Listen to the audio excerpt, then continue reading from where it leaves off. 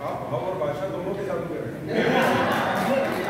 ये जो संख्या है ये रसग्राहियों की, साहित्यानुरागियों की संस्था है, और उस रस को प्राप्त करने वाले ये जो भ्रमर है, ये भ्रमर और पुष्पों पर आकर के मंडराते हैं।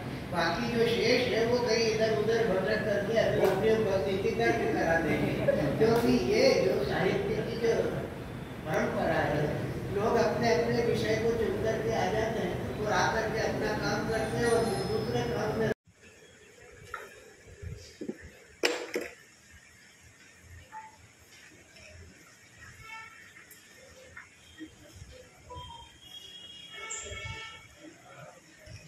आज के हमारे कार्यक्रम के प्रथम सत्र के संचालन और मेरे सहयोगी भाई दिनेश दानिश, जिनको स्वर्गीय उस्ताद नसीर अंसारी और उषा राज का चमकते सूर्य सम्मान प्रदान किया जा रहा है। दिनेश दानिश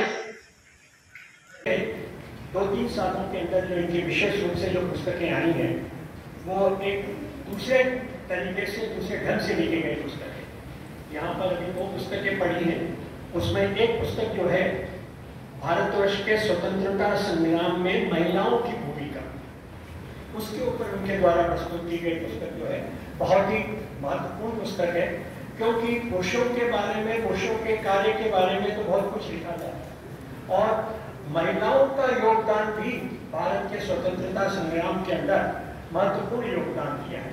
तो उन महिलाओं की जानकारी प्रदान करना एक प्रकार से महिलाओं के सम्मान के लिए और महिला सशक्तिकरण के लिए, उनकी पहचान के लिए मैडम मौर्य के द्वारा या गोयल के द्वारा जो पुस्तक लिखी गई है बहुत अच्छी पुस्तक है। इसके अलावा इतिहास से संबंधित पुस्तकों में अगर हम देखें तो इस प्रकार से भारतवर्ष के 32 दुर्गों का भी विशेष रूप से उल्लेख किया गया है। इसके पहले मध्य प्रदेश के दुर्गों के ऊपर भी इनकी एक पुस्तक आ चुकी है। तो इनका ये प्रयास रहा कि भारतवर्ष के अंदर दुर्गों का अपना एक अलग महत्व रहा है, प्राचीन काल से लेकर और विशेष रूप से 19वीं शताब्दी तक अगर हम देखें तो दुर्गों का विशेष रूप से महत्व रहा है।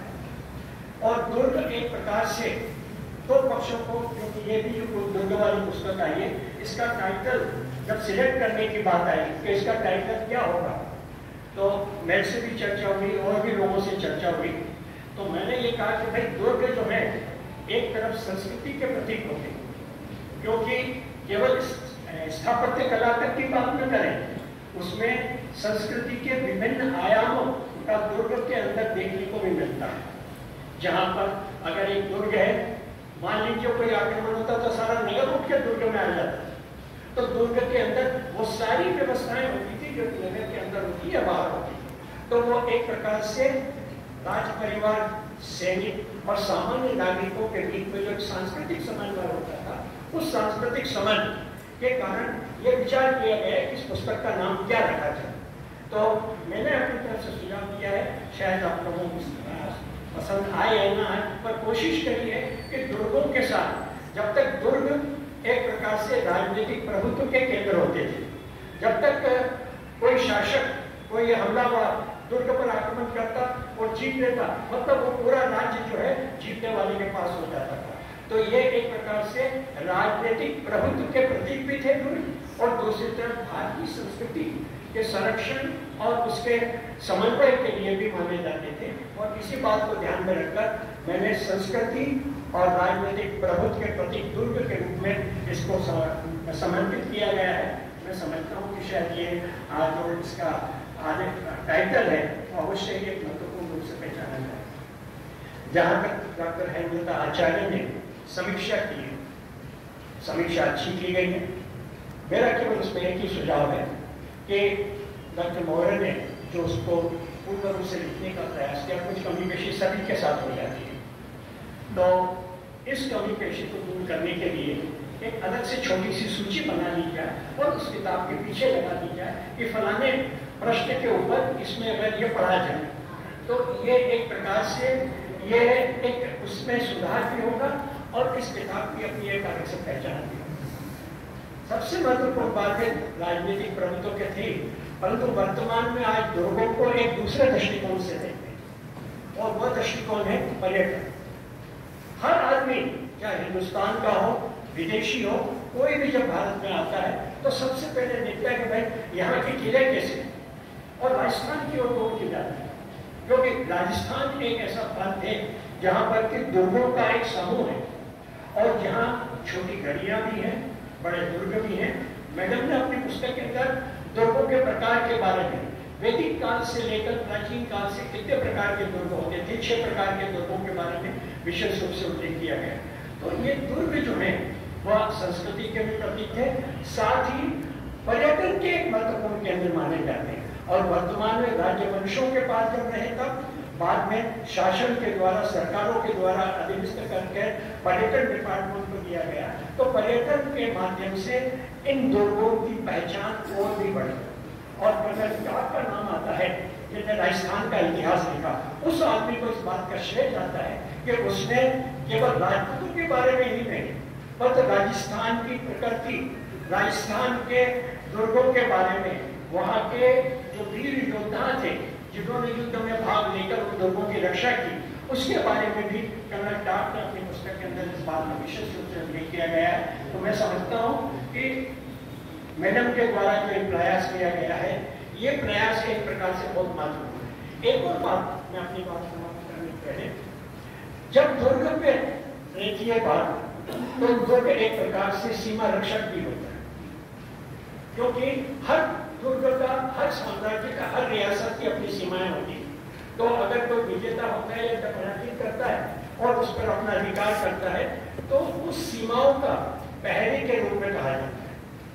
एक अमीर खुसरो का नाम आपने सुना होगा, तो वो कहता है कि दक्षिण में अगर आपको प्रवेश करना है, दक्षिण में जाना है, तो उसके दक्षिण में जाने की प्रवेश की जो कुंजी है वो धार के दुर्ग में है। धार और मांडव का जिस पे कब्जा होगा वो दक्षिण और गुजरात की ओर जाएगा। तो मेरा कहने का मतलब ये है कि दुर्ग एक प्रकार से हर रियासत की सुरक्षा का भी एक अंग होता था और उसकी पहचान होती थी। इसलिए ये पुस्तक जो दुर्गों के ऊपर इनकी दोनों पुस्तकें लिखी गई है, विशेष रूप से महत्वपूर्ण है। पर्यटन, संस्कृति और साथ ही साथ राज्य और रियासतों की सीमाएं और उनके प्रभावों का उल्लेख करने के लिए ये पुस्तकें जो विशेष रूप से जो दुर्गों के ऊपर की गई हैं, मैं मानता हूँ कि ये पर्यटन की है और सांस्कृतिक परिचय की भी है। आप अगर उदाहरण के रूप में असीरगढ़ के दुर्ग में चले जाएंगे तो असीरगढ़ के दुर्ग में ऊपर मस्जिद भी है और मस्जिद के साथ एक वो फारसी भाषा में भी लिखा गया और दूसरे में उसका हिंदी में संस्कृत में भी अनुवाद किया है।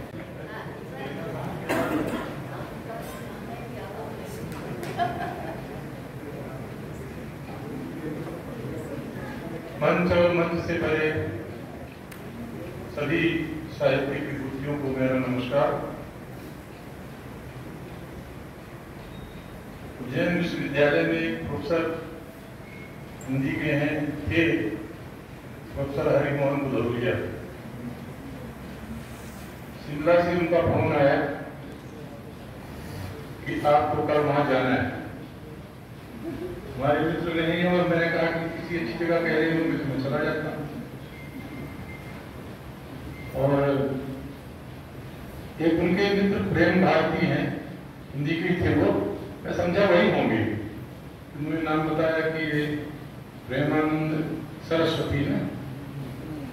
तो मैंने खूब स्मरण किया, लेकिन जब देखा तब समझ में आया कि ये प्रेमानंद जी हैं। लीला जी की कई पुस्तकों पर को देखने का हमको अवसर मिला, मैं इनके घर भी गया हूँ और ये निवृत्ति के बाद लिखती रहती हैं। इनके हृदय में साहित्य है और उसकी साधना करती रहती है। जब विमोचन का प्रसंग हो तो मुझे इसके पहले कोई जानकारी थी नहीं, जिसमें बहुत अधिक बात कर पाऊंगा ऐसा संभव नहीं है लगता।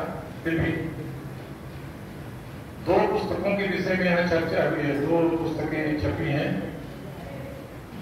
एक तो दुर्ग के विषय में है, जनता जी ने उसके विषय में बहुत संशोधन कर दिया और ऐसा लग रहा था कि ये काफी बेकार है, क्या सुनता है इसमें काय का विमोचन फिर से। फिर मैंने सोचा कि जी के मास्टर होंगे ना तो गलती तो निकालेंगे, और मास्टर की गलती मास्टर निकालते। ये भाई को बात है नहीं, मेरे बगल में बैठे थे मेरे पुराने मित्र हैं, तो मैंने इनसे कहा कि क्या हो गया था, क्लास ले रही है।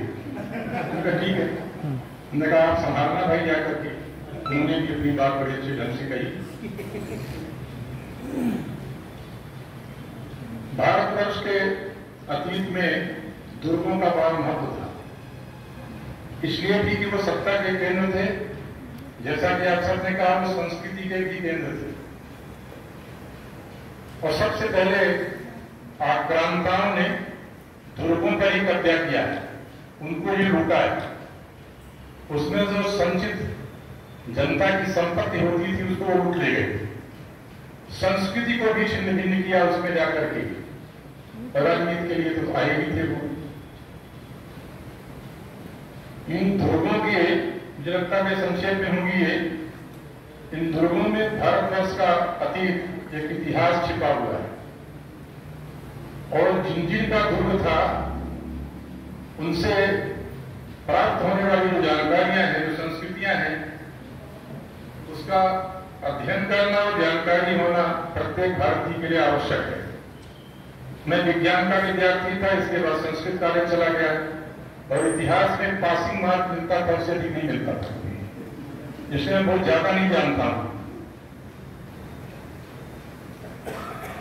दुर्ग वहां बनते थे जहां कोई जा न सके। दुर्ग का मतलब होता है जो कठिनाई से जहां जाया जा सके उसको दुर्ग कहते हैं। गांव माने जाना और दुर्ग माने कठिनाई से। दोनों तरफ से कोई तालाब होगा या नदी होगी जिसके कारण वहां प्रवेश नहीं किया जा सकता था। उनके गुप्त मार्ग भी रहते हैं, कहते हैं असीमगढ़ से बरहामपुर सीधे जाया जा सकता था। अंदर उनकी टनल थी और खूनी भंडारा वगैरह सब में बरहामपुर में मैं रहा हूं। असीमगढ़ भी मैं गया हूं, मैंने एक निबंध लिखा था तो 90 रुपए मिले थे, मध्य प्रदेश संदेश में छपा था, 76-77 की बात है। वो दुर्ग जो अजय था, असीमगढ़ कभी जीता नहीं गया। नरेश जी मेहता ने भी इस पर लिखा है अश्वत्थामा की बात करते हुए। तो एक एक दुर्ग पर हमारी भारत की संस्कृति छिपी हुई है, कुछ न कुछ उदाहरण देती है, कुछ न कुछ संदेश देती है, कुछ न कुछ हमारे अतीत के गौरव को प्रकट करती है। ये 32 दुर्ग हैं, मध्य प्रदेश के सारे दुर्ग आए हैं कि नहीं आए हैं मैं पढ़ नहीं पाया हूं, कभी एक मिनट देखा है। अगर मध्य प्रदेश के सारे दुर्ग होंगे तो हमारे लिए मध्य प्रदेश के लिए और गौरव की बात है। उनकी विषय में जितनी जानकारी हो सके लीला जी से मेरा आग्रह है कि उसको लिखेंगी ही अगली बार। और हेमलता जी से संपर्क और हेमलता जी से परामर्श लेकर लिखें ताकि इस प्रकार की समीक्षा हो।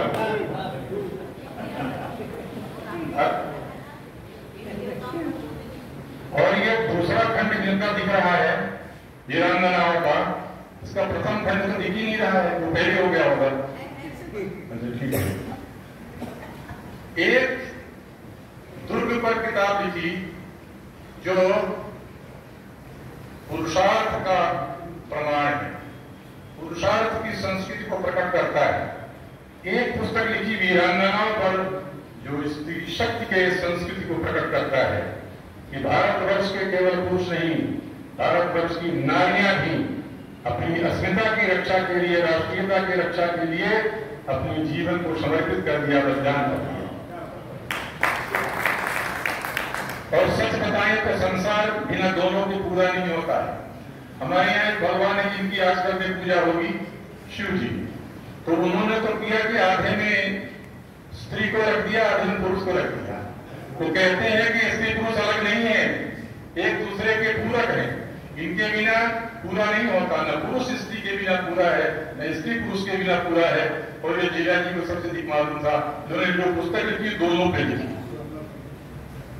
दुर्ग में रहकर के जो राजा था वो अपने समाज को, अपने राज्य को जैसी संस्कृति देना चाहता था, जैसे धर्म की बात करना चाहता था, जैसे मनुष्यों के जीवन की योजना बनाता था, उसका सबका संचालन करता था। लेकिन ये वीरांगनाएं, इस समय मैंने जो इतिहास पढ़ा था उस इतिहास के अनुसार मन के अंदर इतनी क्रोध और इतने विभिचार से जागृत होती थी कि मैं तो कुछ नहीं कर पाती। और आज भी देखा जाए तो स्त्री की गति रोज आप न्यूज़पेपर में पढ़ते हैं, मैं भी पढ़ती हूँ, पर होता कुछ नहीं है। कागज में पेंटिंग में सारी चीज़ें रख जाती हैं, मोमबत्ती जलाई जाती है वो पिघल जाती है, बाकी कुछ होता नहीं है। उस समय भी वो अंग्रेज लोगों ने अत्याचार किया था। स्वतंत्रता मिलने के बाद हमारे लोग हम ही पर जो करते हैं, उन सब चीज़ों को देखकर बड़ी घृणा और बड़ी मन के अंदर है ना क्रोध आता है, पर कुछ कर नहीं पाते हैं हम। पर मैं चाहती हूँ कि जो करते हैं उनके लिए भी ऐसे कुछ होना चाहिए कि जो उन चीज़ों को ना करें, उनके अंदर की संस्कृति, उनके अंदर का धर्म, उनके अंदर की ये ममता, करुणा, ये सब जागे। मैंने जो वीरांगनाओं की किताब लिखी है उसके अंदर है ना 26 वीरांगनाएं, पहले भाग के अंदर 27 वीरांगनाएं हैं। वीरांगनाओं की बात के लिए मैंने सिर्फ 2-4 पंक्तियां लिखी है, तो आप सुनिए। सुनो सुनाओ एक कहानी, सुनो सुनाओ एक कहानी तुम्हें भारत की वीर वीरांगनाओं की, दे दी हंसते हंसते प्राणों की आहुति, यह वीरांगनाएं निर्भीक थी चट्टानों सी, यह वीरांगनाएं निर्भीक थी चट्टानों सी। शिव अनुरागी अहिल्या ने कितने ही महान कार्य किए बंद सन्यासी। शिव अनुरागी अहिल्या ने कितने ही महान कार्य किए बंद सन्यासी। राजकाज गृहस्थी में रह अनेकों दुख झेले, पर रही कीचड़ में पद्म कमल सी, पर रही कीचड़ में पद्म कमल सी।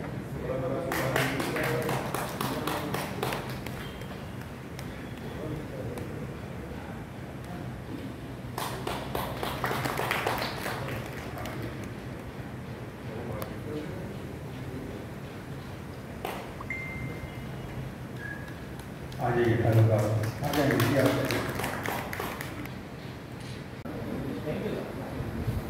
सर, मैं इसलिए क्षमा चाहता हूँ कि मेरे विद्यार्थी जितने भी हैं 4 बजे से मेरे घर पे खड़ा है।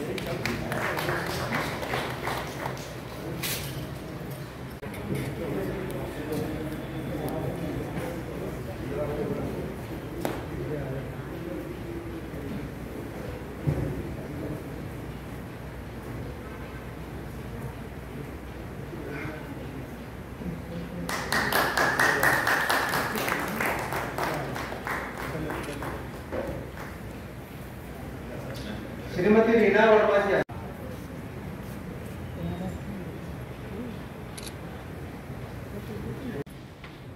या देवी सर्वोत्तम मातृभूत संस्था नमस्ते ये सामने